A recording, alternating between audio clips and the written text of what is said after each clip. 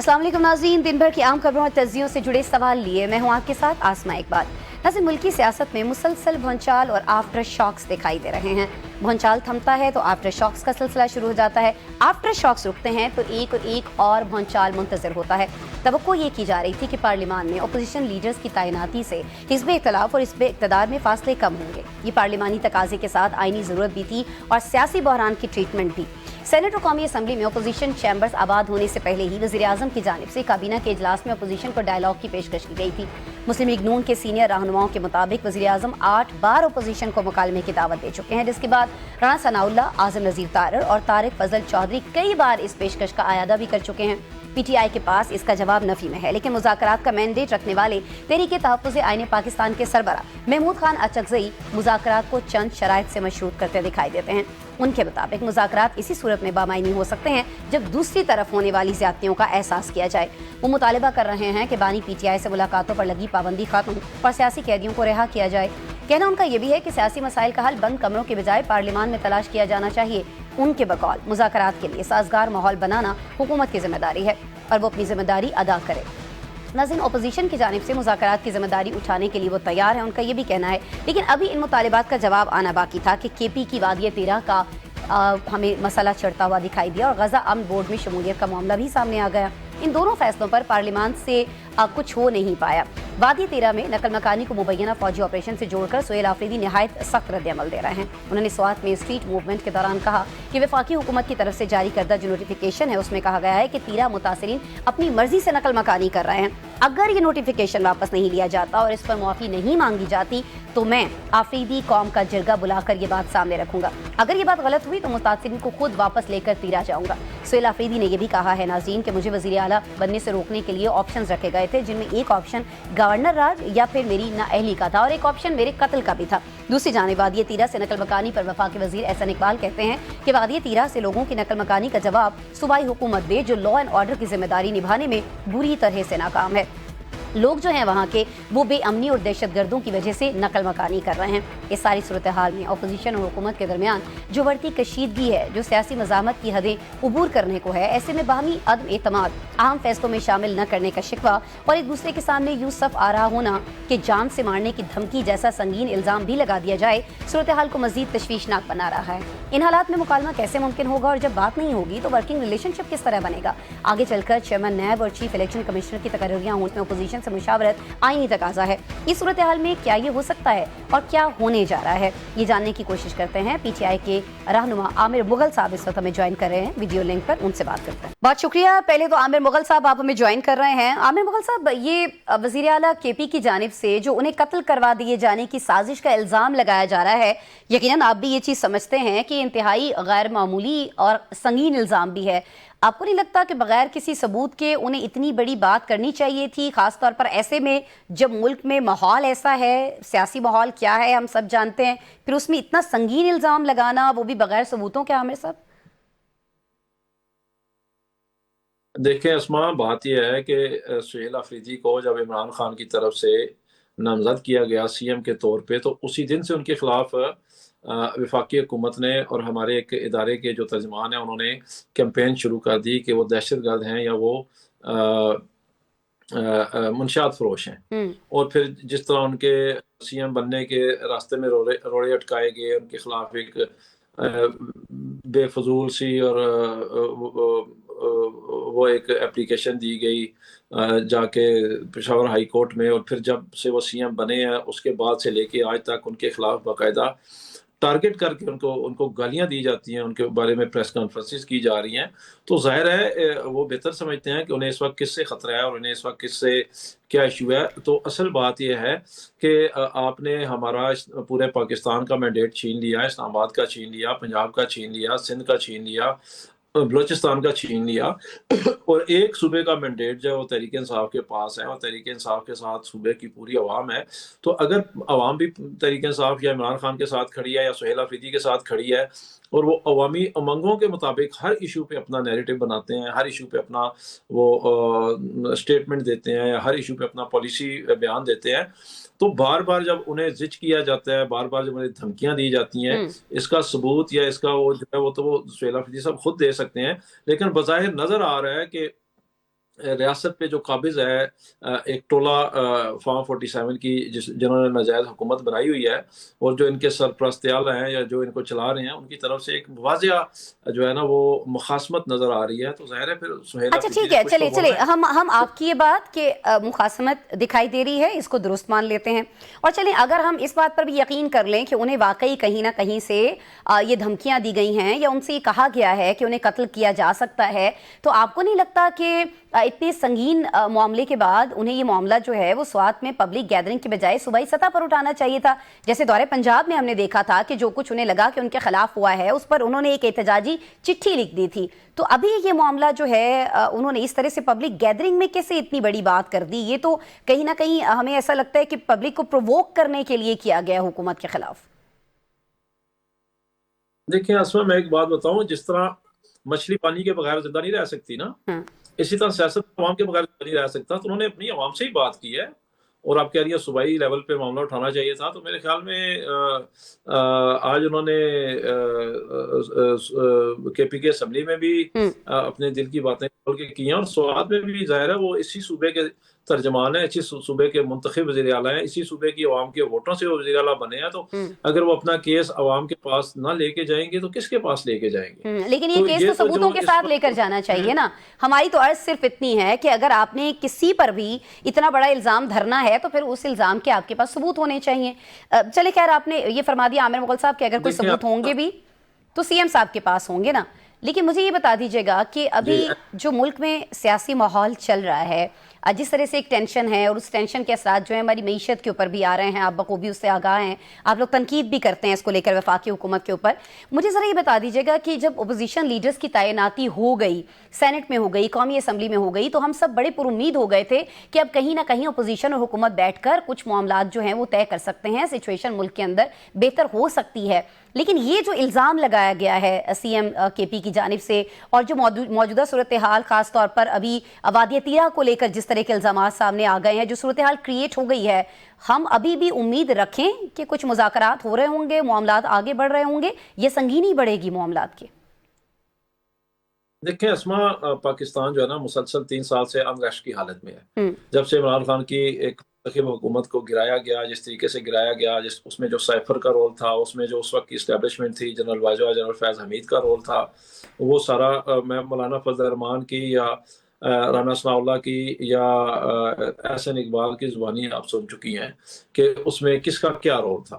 تو اب بات جو ہے وہ اس کے بعد پھر سارا کچھ ہوا، گرفتاریاں، جبری پریس کانفرنسز، کارکنوں کی شہادتیں، پرچے، گھروں کو توڑنا، عورتوں کی بے حرمتیاں، پارٹی کا نشان چھین لیا. اس کے باوجود عوام نے 9 مئی ہوا، اس سب کا جواب عوام نے 8 فروری کو دیا. ایک سافٹ انقلاب آیا، عوام ایک انقلاب لے کے آئی اپنے ووٹ کی طاقت سے.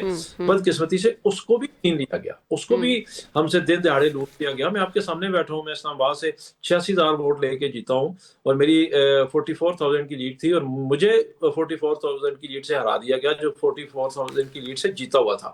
میرے جو اپوننٹ تھے انہوں نے 42,000 لیے، میرے 86 تھے. تو یہ پورے پاکستان میں ایسے ہی ہوا ہے. تو جب آپ ایک پارٹی کا مینڈیٹ ہی لوٹ لیں گے، آپ اس کا جو عوام نے اس کو نمائندگی کا حق دیا وہی لوٹ لیں گے، تو آپ پھر کیسے یہ سوچ سکتے ہیں کہ ملک میں بہتری ہوگی، معیشت آگے جائے گی، حکومت آسانی سے چلے گی؟ یعنی کہ جو لوگ اس وقت گورنمنٹ میں بیٹھتے ہیں، تو چلیں آپ ہمیں بتا دینا عامر مغل صاحب، پھر کس طرح سے چلیں گی چیزیں؟ اگر آپ کہہ رہے ہیں کہ جس طرح سے یہ سارا رویہ آپ کے ساتھ روا رکھا گیا ہے اس طرح سے چیزیں نہیں چل سکتی، تو آپ بتا دیجئے پھر مجھے، ہمارے دیکھنے والوں کو، کہ چیزیں کس طرح سے آگے بڑھیں گی. 8 فروری کا آپ نے ذکر کیا کہ آپ کا مینڈیٹ چھینا گیا، 8 فروری پھر سے آنے والا ہے، تو ابھی کچھ دیکھ رہے ہوں گے ہم پی ٹی آئی کی طرف سے 8 فروری کو ہوتا ہوا؟ جی میں اسی کی طرف آ رہا ہوں. جی سر. دیکھیں، جب آپ نے اتنا سارا کچھ کیا اور جو عوام کا مقبول ترین لیڈر ہے، آپ نے اس کو ناجائز کیسز میں جیل میں رکھا ہوا ہے. دیکھیں، عمران خان قید نہیں ہے، عمران خان مغوی ہے، اس کو اغوا کیا ہوا ہے، وہ اپنے ضمیر کا قیدی ہے. وہ اس عوام کے ساتھ جو اس کا हमदर्दी का एक रिश्ता है, उसकी वजह से उसको रखा हुआ है, जो आवाम के लिए सोचता है, जो आवाम के लिए उसने किया है, इसलिए उसको कैद में रखा हुआ है कि ये अशराफिया की इसकी सोच नहीं है, ये आवाम के लिए सोचता है, आवाम के लिए कुछ करता है। तो ये वजूहत है आवाम के अंदर अनरेस्ट की, ये वजूहत हैं कि मुल्क जो है स्टेबल नहीं हो रहा, मैशत आपकी स्टेबल नहीं हो रही, आपका मुल्क आगे की बजाय दिन ब दिन पीछे की तरफ जा रहा है। और 8 फरवरी को हम दोबारा एहतजाज करेंगे, और ये एहतजाज इस दफ़ा थोड़ा सा डिफरेंट इसलिए होगा कि बजाय आके रोड बंद करने के, हम आवाम से ये कह रहे हैं कि आप खुद रोड पे गाड़ी ना निकालें, आप जो है वो उस दिन अपने ऑफिस से छुट्टी करें, आप उस दिन जो है अपनी दुकान ना खोलें, ट्रांसपोर्टर उस दिन गाड़ियां ना चलाएं, आप घरों में रह के पंजाब में तो पंजाब में तो आमिर साहब लोग वैसे उस रोज शायद गाड़ियां नहीं चला रहे होंगे, लोग तो बसंत मना रहे होंगे, छतों पर दिखाई देंगे हमें लाहौरी खास तौर पर जो है। कितने परसेंट लोग बसंत मनाते हैं? अब पंजाब की 13 करोड़ आबादी है, तो 13 करोड़ आबादी तो नहीं ना मना रही होती बसंत तो 5, 10, 20 लाख लोग मना लेंगे, 30 लाख 50 लाख लोग मना लेंगे, बाकी 12.5 करोड़ तो बसंत नहीं मना रहा होता ना। तो हम तो ये आवाम से कह रहे हैं कि उस दिन आप अपने घरों में रहें, आप घरों से बाहर ना निकलें, दुकानें बंद करें, छतों पर भी ना निकलें, ये आप कहेंगे, क्योंकि कहा यह जा रहा है कि 8 फरवरी की जो डेट है पंजाब हुकूमत की तरफ से बहुत सोच समझ कर रखी गई है कि उसी रोज आप एहतजाज का ऐलान कर रहे होंगे, खामोश एहतजाज ही सही, और उसी रोज जो है ये बसंत रख दी गई है। तो आपको देखने वालों से, पीटीआई के लोगों से आपने ये कहा है कि वो एहतजाज में ये भी करें कि छतों पर भी ना जाएं, पतंगे भी ना उड़ाएं? नहीं, हम तो बिल्कुल नहीं कह रहे आप छतों पे ना जाएं, पतंगे ना उड़ाएं। बिल्कुल, जिसने पतंग उड़ानी है उड़ाए। एक तो उसमें वो धाती वो तार इस्तेमाल ना करे ताकि लोगों का नुकसान ना हो। दूसरे नंबर पे है कि उस पर बिल्कुल 804 लिख के आप उड़ाएं, और देखिएगा कि ये बसंत पे इनके लिए अजाब बन जाएगी। ये इन्होंने बिल्कुल उसके लिए 8 की डेट इसीलिए रखी है ताकि कौम का जो है वो अटेंशन डाइवर्ट की जा सके।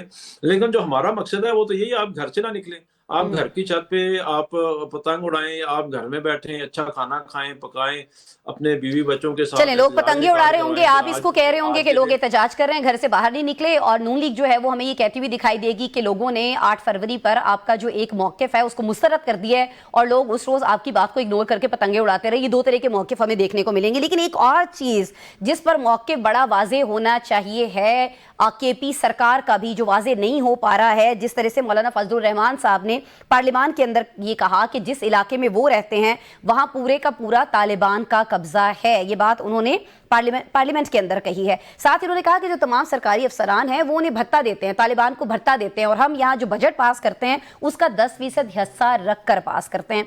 तो जब ऐसी सिचुएशन है जिसका जिक्र मौलाना फजलुर रहमान साहब कर रहे हैं, पार्लियामान के अंदर कर रहे हैं, तो आपको नहीं लगता कि बहुत सारे सख्त फैसले जो है वो मजबूरी बन चुके हैं? क्यों केपी हुकूमत ऐसे सख्त फैसलों की मुखालिफत कर रही है? क्यों आप लोग ऑपरेशन के खिलाफ हैं? देखें अस्मा, हम हर उस ऑपरेशन के खिलाफ हैं जिसमें बेगुनाह लोग मरते हैं। हम हर उस ऑपरेशन के खिलाफ हैं जिसमें दहशतगर्द तो मरे या ना मरे, लेकिन एक बेगुनाह औरत, एक बेगुनाह बच्चा, एक बेगुनाह नौजवान और एक बेगुनाह बुजुर्ग जिसमें शहीद होता है। आपके सामने अभी पिछले दिनों कितने ऐसी कार्रवाइयां हुई जिसमें बेगुनाह लोग मरे। क्या 1 साल का या 1 माह का है? तो ये कौन सा ऑपरेशन है जिसमें आमिर साहब मेरी बात सुनिए। ये जो हमारे सिक्योरिटी एहलकार मारे जाते हैं, जो हमारे बच्चे मारे जाते हैं, जो हमारी बहनें बेवा हो जाती हैं, जो हमारी माओं के बच्चे छिन जाते हैं, वो लोग गुनाहगार होते हैं? वो भी तो बेगुनाह होते हैं ना, जो दहशतगर्दी के वाकयात में मारे जाते हैं। आप मेरा मौकफ समझ लें, मेरे ख्याल में मैं और आप एक मौकफ पे होंगे। अच्छा, जो सिक्योरिटी फोर्सेज का नौजवान मारा जाए वो भी मेरा है, किसी मस्जिद, मंदिर, कलीसा, किसी चर्च, किसी गुरुद्वारे पे हमला हो वो भी मेरा है, किसी सिविल पे हमला हो, दहशतगर्द करे वो भी मेरा है, मेरा नुकसान है। मैं तो ये कह रहा हूँ कि आप दहशतगर्द को मारे ना, आप बेगुनाह लोगों को क्यों मारते हैं? हम हर उस ऑपरेशन के खिलाफ हैं जिसमें कोई बेगुनाह आदमी मारा जाए। मैं आपको मिसाल देता हूँ अस्मा, खुदा ना खास्ता आपके स्टूडियो में एक दहशतगर्द घुसा है, तो आप उस दहशतगर्द को मारना है या आपका स्टूडियो उड़ा देना है? जब स्टूडियो उड़ाएंगे तो खुदा ना खास्ता साथ कितने बेगुनाह लोग जाएंगे। अगर दहशतगर्द, सबसे पहली तो बात है दहशतगर्द बॉर्डर से आते हैं, तो आप फिर ये कहते हैं कि फिर उनसे कॉम्प्रोमाइज कर लें? फिर तो हल यही नहीं है कि नकल मकानी कर लें? फिर जो लोग खुद समझदार हैं वो खुद से अगर नकल मकानी कर रहे हैं, जब एक इलाके में ऑपरेशन हो रहा है, फिर आप उनसे कहते हैं कि उन्हें वहां से निकाला भी ना जाए?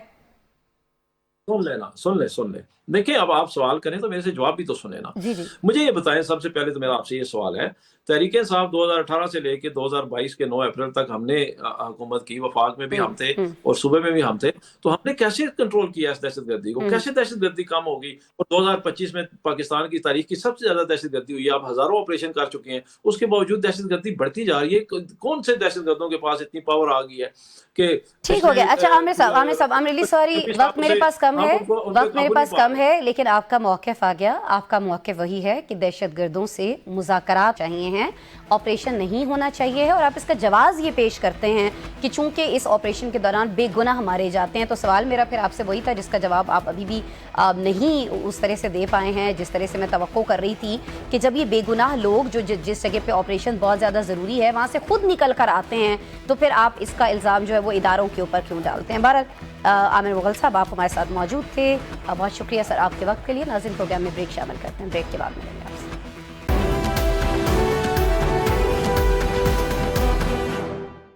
Welcome back. ناظرین 2010 میں سیاسی جماعتوں کے اتفاق کی رائے سے منظور ہونے والی 18ویں ترمیم میں ایک بار پھر ترمیم کی باتیں ہو رہی ہیں.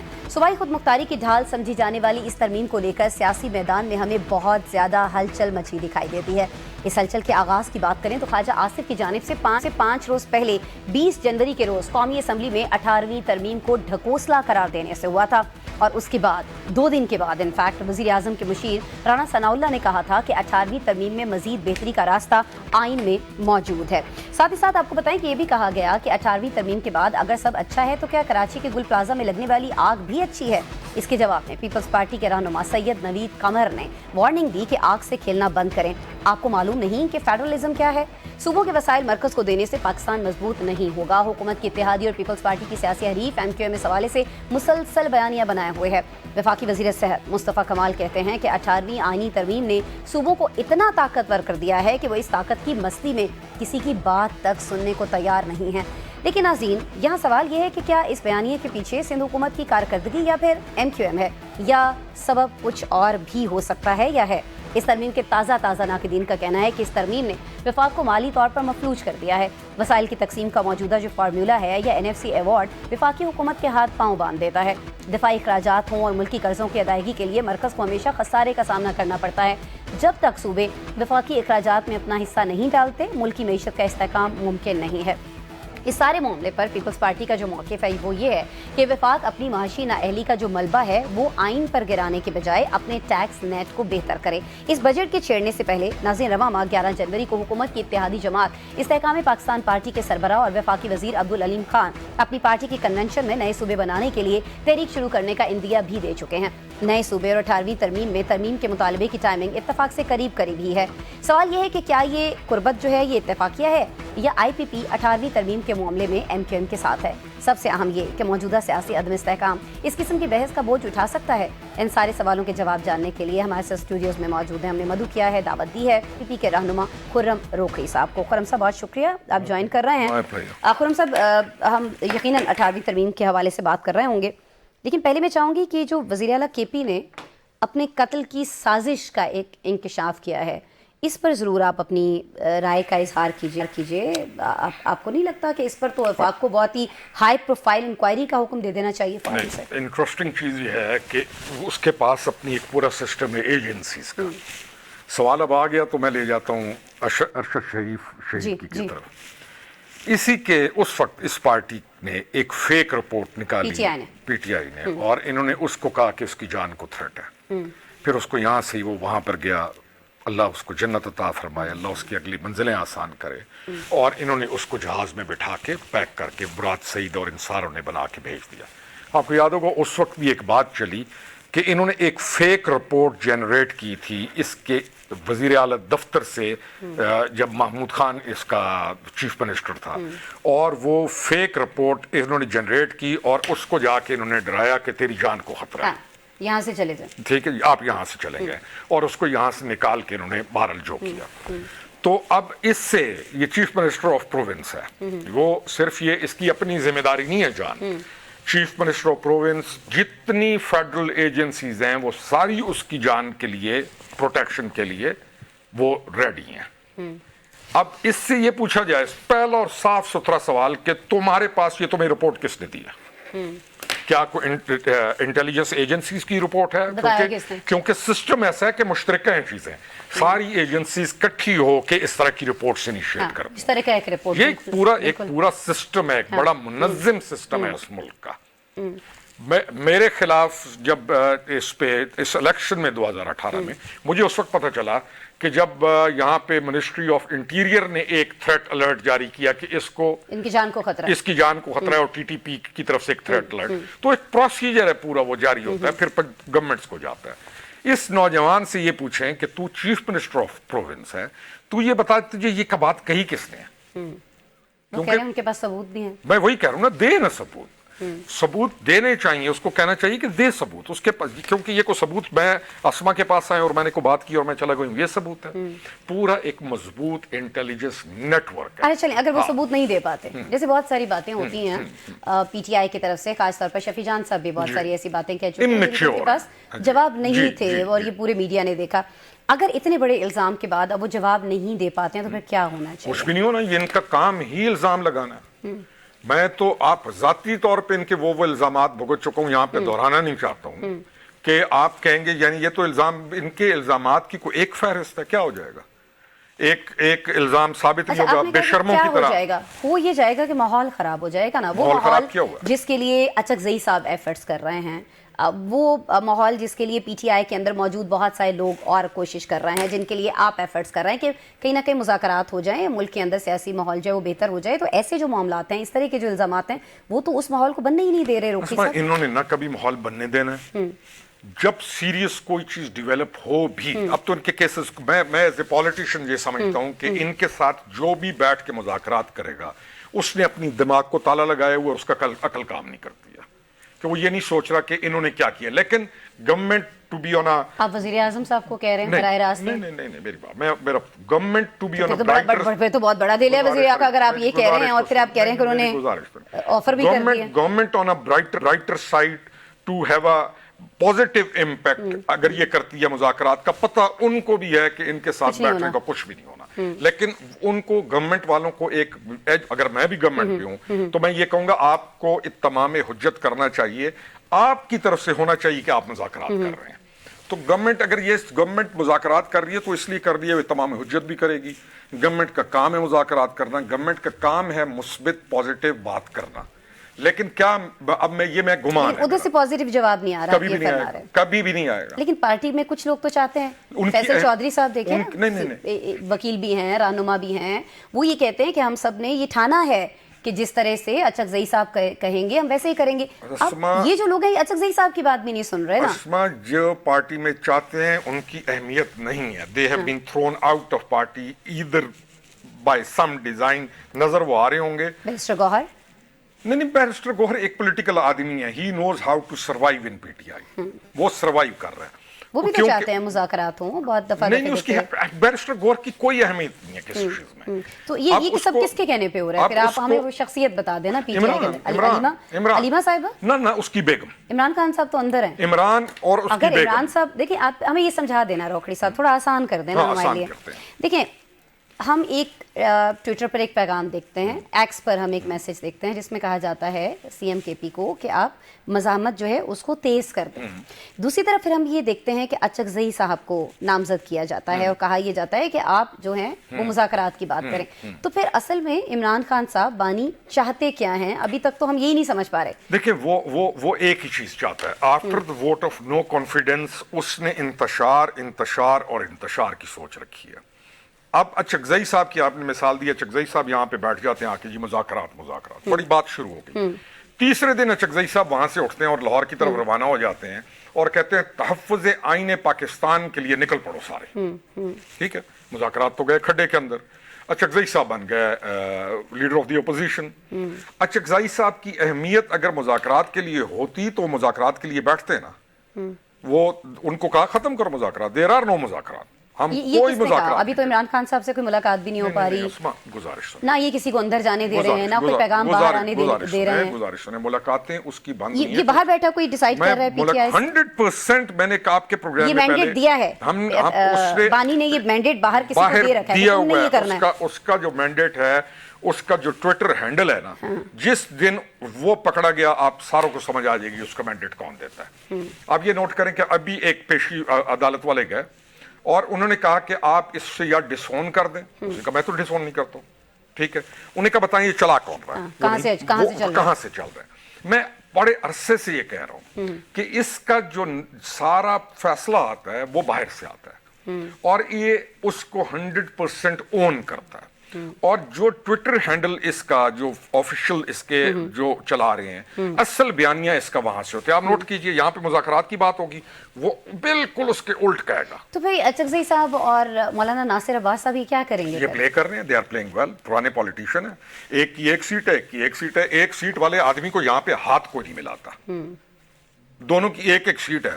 اور وہ اپوزیشن لیڈرز ہیں دونوں جتنا وہ دونوں نے اچھا تو پھر ایسے میں جتنی کمال کی گیم ان دونوں نے ڈالی ہے. یہ بڑا زبردست لفظ آپ نے بول دیا, کیونکہ میں موضوع اب تھوڑا سا تبدیل کرنا چاہی تھی, لیکن اس کے لیے یہ لفظ بڑا امپورٹنٹ ہے. یہ جو آپ نے زبردست گیم کی بات کی ہے, حکومت کیوں زبردست گیم نہیں کھیل پا رہی ہے, کیوں کہیں نہ کہیں ہمیں ویک ہوتی دکھائی دیتی ہے گراؤنڈ کے اوپر, کیونکہ اس کو تو اپنے اتحادیوں کو, اپنے سپورٹرز کو ساتھ ملا کے خود کو مضبوط کرنا چاہیے. میں پیپلز پارٹی کی بات کر رہی ہوں. 18ویں ترمیم کو لے کر ہمیں دکھتا ہے کہ کہیں نہ کہیں حکومت جو ہے وہ اپنے اس اتحادی کو کھو سکتی ہے یا کہیں نہ کہیں اس سپورٹ کو کھو رہی ہے تیزی کے ساتھ. یہ جو بڑی پارٹیز ہیں نا, ان کا جو ملاپ ہے اس کے اندر یہ چیزیں چلتی رہیں گی. بیچ میں ایم کیو ایم بھی آ گئی اور چیزیں چل رہی ہیں. Major party, M Q M کو چھوٹی پارٹی نہ سمجھا جائے. اب آ جاتی ہے جب 18ویں ترمیم کے اوپر, تو 18ویں ترمیم کا سارا سہرا لیتی ہے پاکستان پیپلز پارٹی کی. یہ ہم لے کے آئے بالکل, اور وہ کہہ رہے ہیں ہم چینج نہیں ہونے دیں گے. اب وہ کہہ رہے ہیں ہم چینج نہیں ہونے چاہیے. ہمارا میرا یہ ہے, تو اس میں ایک پیج پہ ایم کیو ایم بھی ہے اور نون بھی ہے, تو پھر بیچ میں پیپلز پارٹی کی پوزیشن لیکن اب جب ایم کیو ایم, اور پہلے ہم پیپلز پارٹی کی بات کریں, ایم کیو ایم کا اسٹرانگ ہولڈ ہے تمام اربن پہ. رورل جو ہے وہ ہے پی پی پی کے پاس. اب رورل اور اربن میں مکس ہو گیا ہی نہیں ہے یہ, انفارچونیٹلی. کراچی کی اونرشپ اس وقت ہے پیپلز پارٹی کے پاس, جب اربن پیپلز پارٹی کے پاس نہیں ہے, وہ ایم کیو ایم کے سپورٹ ہے وہاں پر. ٹھیک ہے, اب ان کا ایک علیحدہ ایشو ہے. انفارچونیٹلی 70 سال ہو گئے ہم رورل اور اربن کو سندھ میں اکٹھا نہیں کر سکے. ہم پولیٹیکل پارٹی, انفارچونیٹلی. اب جب آ جاتے ہیں نون کی طرف, نون کی ہے سینٹر کے اندر گورنمنٹ. نون جس پروسیجر سے چل رہی ہے, نون اسٹرکچرل ریفارمز چاہتی ہے. نون کی بہت ساری پالیسیز آپ کو ایسی نظر آئیں گی جس میں وہ ووٹر کو یا ووٹ بینک کو نہیں دیکھ رہے. کہیں نہ کہیں یہ لگتا ہے, آپ نے کہا چاہتی ہے, کہیں نہ کہیں لگتا ہے کہ this is decided, like they have to do this. They should do it, they must do it. They must do it. They must do it. آپ نون کی آپ نے ایک اور دیکھا ہے کہ نون اس وقت ووٹ بینک نہیں کھیل رہی. نون کام کرنے پہ جڑی ہوئی ہے کہ کام ہوتا رہے. پنجاب کو دیکھ لیں, وہ کئی کام جو عوام کی حمایت حاصل کرنے کے لیے, نہیں, وہ عوام کی حمایت اس کو ایک عرصے بعد تو ملے گی, موجودہ تو نہیں مل رہی نا. ابھی یہ وہ ڈیسیژنز یعنی پالیٹکس میں اب نون کی پالیسی ہے, اس میں اسٹرکچرل ریفارمز پہ نون راضی نظر آ رہی ہے. اب اسٹرکچرل ریفارمز میں صوبوں کا بننا ہم سارے کہتے ہیں بننے چاہیے. اچھا کیوں نہ بنے بھائی, ہاں کیوں نہ بنے, انتظام آسان ہو جائے گا. بالکل صحیح ہے معاملات. میرا ضلع لاہور سے, ہم بیسیکلی کے پی کا ضلع کاٹ کے ہم پنجاب میں آ گئے. میرا ضلع لاہور سے فاصلہ ہے 11 گھنٹے 10 گھنٹے. مجھے یہ بتائیں کہ جو سینٹرل پنجاب کو سہولیات میسر ہیں وہ میرے علاقے کو مل سکتی ہیں؟ مشکل ہے, جب تک کہ انتظام آسان نہیں بنایا جاتا. ٹھیک ہے, تو نون تو آپ اس پہ نون کی طرف ہیں 100%. آپ کو اچھا این آئی ایف سی کی جو آپ نے بات کی نا, این آئی ایف سی تو چلا جاتا ہے ایک صوبے کے پاس. لوکل گورنمنٹ سسٹم ہے نہیں, جو بنیادی چیز ہے لوکل گورنمنٹ سسٹم نہیں ہے. آپ نے لوکل گورنمنٹ سسٹم ہی ڈیولپ نہیں کیا, strong central local government system نہیں ہے. این آئی ایف سی سارا آپ لے رہے ہیں, لوگوں کو کیا مل رہا ہے؟ لوگوں کو کیا کچھ بھی نہیں مل رہا. تو آپ کو لگتا ہے کہ بس وقت میرے پاس چونکہ ختم ہو گیا رکری صاحب, I'm really sorry, ہاں یا نہ میں یہ ہو پائے گا, ترمیم ہو پائے گی, اتفاق رائے سے ہو پائے گی, پیپلز پارٹی مان جائے گی؟ میں کہتا ہوں کہ جو نہ مانے نا اس سے منواؤ. ملک ہے मैं पॉलिटिकल आदमी हूँ ना, मैं बैठ के डायलॉग जब करूंगा तो जैसे कई आप बैठ के बंदा मनवाता है, मैं कन्विंस करूं, मैं दलील के साथ कन्विंस दलील के साथ। चलो ये अच्छा हुआ कि आपने क्लियर कर दिया, वरना जिस तरह से आपने कहा है ना कि मनवाएं, उससे मुझे कोई और लगा कोई और मैसेज न चला जाए। बट बहुत अच्छा कि आपने रोकड़ी साहब क्लियर कर दिया। खुरम रोकड़ी साथ मौजूद थे, आपने उनकी गुफ्तगू सुनी, बहुत शुक्रिया सर आपके वक्त के लिए। नाज़रीन प्रोग्राम में ब्रेक शामिल करते हैं और ब्रेक के बाद कुछ बात हम कर रहे होंगे वर्ल्ड कप की, क्रिकेट वर्ल्ड कप की, वहाँ क्या हो रहा है, क्या होने जा रहा है, डिस्कस करते हैं ब्रेक के बाद। वेलकम बैक जी। प्रोग्राम को बढ़ाते हैं आगे और T20 क्रिकेट वर्ल्ड कप की बात करते हैं, जहां बांग्लादेश से होने वाले इम्तियाजी सलूक पर पाकिस्तान की दबंग हिमायत से भारत जो है अंगारों पर लौटता दिखाई देता है। भारतीय क्रिकेट बोर्ड के नायब सदर हैं राजीव शुक्ला। उन्होंने कहा है कि पाकिस्तान बगैर किसी वजह के इस मामले में मुदाखलत कर रहा है और बांग्लादेश को उकसा रहा है। राजीव शुक्ला ने एक इंडियन न्यूज़ एजेंसी से गुफ्तगू में कहा कि पाकिस्तान बांग्लादेश को गुमराह करने की कोशिश कर रहा है। अब ये जो इल्ज़ामात हैं और ये जो सारा मामला चल रहा है, ये असल में है क्या और ये ऊँट किस करवट बैठने जा रहा है, पाकिस्तान क्या फैसला कर सकता है या करने जा रहा है, ये हमें बताएंगे जी हमारे स्पोर्ट्स एक्सपर्ट हमारे साथ मौजूद हैं। मुस्तफा हसन साहब GTV का ताल्लुक है, स्टूडियोज में तशरीफ रखते हैं, इनसे गुफ्तगू करते हैं। मुस्तफा पहले तो बहुत शुक्रिया टाइम निकालने के लिए। मुस्तफा ये बता दीजिएगा कि जब हम ICC की बात करते हैं तो इंटरनेशनल क्रिकेट बोर्ड नहीं आता या इंटरनेशनल क्रिकेट काउंसिल नहीं जहन में आता, इंडियन क्रिकेट काउंसिल लगता है कि वो बन चुका है। ऐसे में आपको क्या लगता है कि पाकिस्तान क्या फैसला कर सकता है या पाकिस्तान की तरफ से क्या फैसला हो सकता है? देखिए, इट वाज ऑलरेडी डिसाइडेड कि हमने वर्ल्ड कप तो खेलना है। हाँ। लेकिन क्योंकि एक तरफ हम कह रहे थे कि बांग्लादेश का हमने मुकम्मल तौर पे सपोर्ट भी करना है और बांग्लादेश जो स्टांस ले रहा था, जितना उनका फिल्म स्टांस था, और इस तरह की ज़्यादतियाँ जो है पहले पाकिस्तान भुगत चुका है, क्योंकि पाकिस्तान के खिलाफ भी जब वर्ल्ड कप 2023 का हुआ था, पाकिस्तान के साथ कोई खड़ा नहीं होता था। पाकिस्तान के साथ इसलिए कोई खड़ा नहीं होता था कि उस वक्त इंडिया के आगे कोई बोलने के लिए खड़ा नहीं होता। अब क्योंकि बांग्लादेश एक ऐसा है कि उन्होंने देखा है पाकिस्तान को, हमने ICC चैंपियंस ट्रॉफी जब करवाया था, होस्ट कराया, तो इंडिया ने इनकार किया था। उसके बाद हमने एक एग्रीमेंट किया था कि अब अगर इंडिया पाकिस्तान नहीं आएगा तो पाकिस्तान इंडिया नहीं जाएगा। तो उस सारे सिनेरियो के बाद बांग्लादेश ने देखा कि पाकिस्तान एक ऐसा मुल्क है जो भारत के आगे खड़ा हो चुका है। अब उनको एक तो एग्जांपल मिल चुकी थी, उस एग्जांपल को उन्होंने बुनियाद बनाकर अब एक तो पाकिस्तान की मुकम्मल हमायत हासिल थी कि अगर बांग्लादेश नहीं जाता तो हम भी ICC को टफ टाइम देंगे, और वो टफ टाइम आज तक ICC को दे रहे कि अब वर्ल्ड कप में महज 13 से 14 दिन रह गए और पाकिस्तान ने अभी तक अपना फैसला नहीं किया कि हमने जाना है, वर्ल्ड कप खेलना है, नहीं खेलना, और तमाम तर जो जिम्मेदारी है वो हुकूमत पर डाल दी है कि हमारी हुकूमत अगर इजाजत देती है जो फैसला करेगी। ये हमेशा से एक एग्जांपल होती थी इंडिया की तरफ से। जब भी हमारे इंडिया ने होस्ट पाकिस्तान होता था, इंडिया ने पाकिस्तान आना होता था, वो कहते थे हम तो जाना चाहते हैं लेकिन हमारी हुकूमत आगे इजाजत देती है, बताएंगे हुकूमत हमेशा इनकार कर देती है। हुकूमत हमेशा इनकार कर। इस दफा अब ICC को एक तरफ तो ICC मेरे ख्याल से इस तरह लग रहा है, इसको बड़ा इजी ले रहा है कि शायद पाकिस्तान सिर्फ प्रेशर टैक्टिक्स खेल रहा है और at the end of the day वो आएंगे। लेकिन मोहसिन नकवी की जैसे इन्होंने इस पूरे सिनेरियो में इन्होंने जिस तरह भी उनका किरदार रहा है और जैसे खिलाड़ियों को उन्होंने एतमाद में लिया, फिर पूरे हुकूमती जितने भी अरकान हैं उनको अब शामिल कर लिया है। तो अब एक तरफ दूसरी तरफ अगर एशिया कप की हम बात करें तो पहली दफा ऐसा देखना कि विनिंग टीम को ट्रॉफी नहीं दी गई क्योंकि उन्होंने लेने से इनकार कर दिया था मोहसिन नकवी साहब से। तो मोहसिन नकवी साहब से वहाँ पे स्टैंड लिया, तो इस तरह का स्टैंड वो इनकी एग्जाम्पल है। उन्होंने भारत को पहले भी टफ टाइम दिया हुआ है और एग्जाम्पल उनके पास मौजूद है एशिया कप की। तो अगर इस मौके पर एक मरतबा फिर सबको सरप्राइज करते हैं, जो कि मुमकिन है, तो ऐसा लगता नहीं है कि पाकिस्तान ऐसा कोई स्टांस लेगा, क्योंकि एक जिम्मेदार मुल्क है, एक जिम्मेदार बोर्ड है पाकिस्तान क्रिकेट बोर्ड। तो इस मौके पर क्योंकि ये एक ICC का इवेंट है, ये कोई इंडियन इवेंट नहीं है या इंडियन क्रिकेट का इवेंट नहीं है, ICC का इवेंट है। तो इस मौके पर तो फिर ICC का ये दोहरा मयार है, इसका क्या हो रहा होगा? और ये क्यों है कि जिन तहफ़्फ़ुज़ात पर जो चीज़ें वो भारत कहता है कि जी हम पाकिस्तान आकर नहीं खेल सकते, हमारे ये तहफ़्फ़ुज़ात हैं, ये हमें मसाइल हैं, तो भारत को न्यूट्रल प्लेस, न्यूट्रल वेन्यू मिल जाता है, तो उन्हीं तहफ़्फ़ुज़ात के ऊपर बांग्लादेश को क्यों नहीं मिल पा रहा? कोई इसका जवाब पेश किया गया ICC की तरफ से? देखिए, ICC की तरफ से कोई जवाब ऐसा पेश नहीं किया गया। भारत की तो फौरन सुन लेते हैं वो हमेशा। भारत क्योंकि एक तो जो ICC के सदर हैं वो जय शाह, जिनका ताल्लुक भारत से है, फिर ICC के अंदर जितने भी मेंबरान हैं उनका ज़्यादा से ज़्यादातर का ताल्लुक जो है वो भारत से है। दूसरी तरफ अगर देखा जाए तो सबसे ज़्यादा रेवेन्यू जो जनरेट करता है ICC को वो भारत है, IPL है, फिर दीगर लीग, मजबूरी है उसकी मानना। बिल्कुल, उनका ICC का इसमें कोई रोल नहीं है, सारा जो रोल है जय शाह और इंडिया का है। आप जय शाह को ICC का सदर से कम ज्यादा BCCI का सदर माने, क्योंकि जितने भी फैसले होने हैं वो इन फेवर ऑफ इंडिया जाएगा।